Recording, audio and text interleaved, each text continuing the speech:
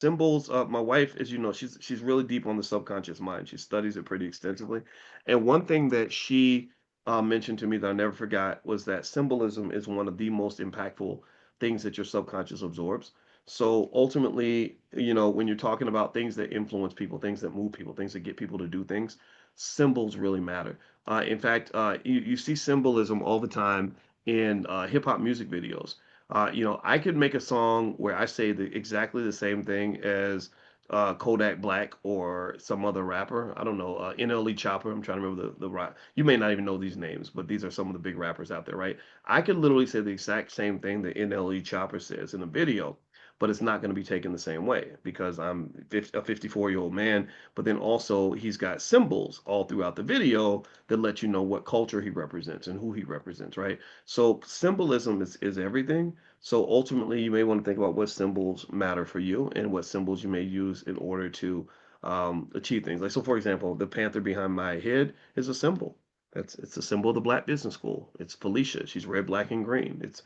I like the panther. The panther's a ferocious animal. He ain't scared of nothing. He will bite you in your ass if you mess with him, and that represents the energy and the spirit behind which we created the Black Business School and everything that we do. We are not playing. Our goal is to get out here and win. We're not trying to be second place. We're not trying to integrate and make friends. We're trying to succeed, right? So the Panther was like, yeah, Panther's a good choice. So symbolism matters. You got to pay attention to that.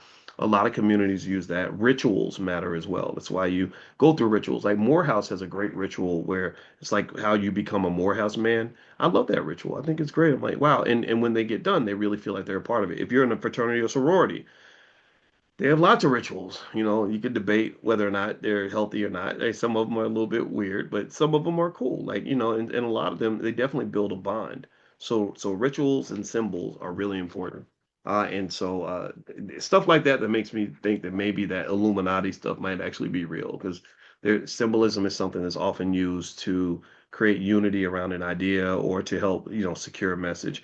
Even if I went to Ohio State, the symbol is that I have the Buckeye on my jersey or my shirt or whatever, right?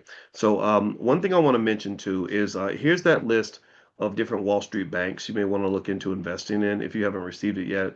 I call it Wall Street Heavyweight. So I'm gonna put that list in the chat. So that's just some stocks that you may want to take a look at that I think are going to do well in the next 3 to 5 years. So that's just a gift. So feel free to go take a look at that. It's in the chat, so you should see it right there.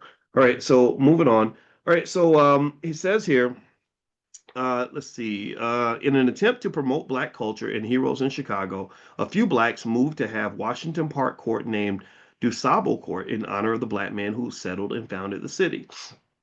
Almost immediately, the larger Black community objected and demanded the reinstatement of the name to Washington Park Court after the first president of the United States. Okay, interesting.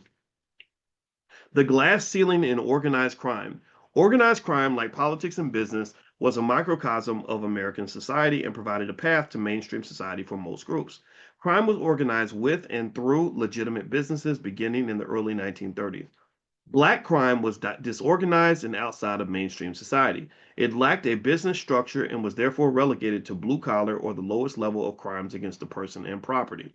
In the 1930s, however, a few blacks started their own form of gambling called playing the numbers.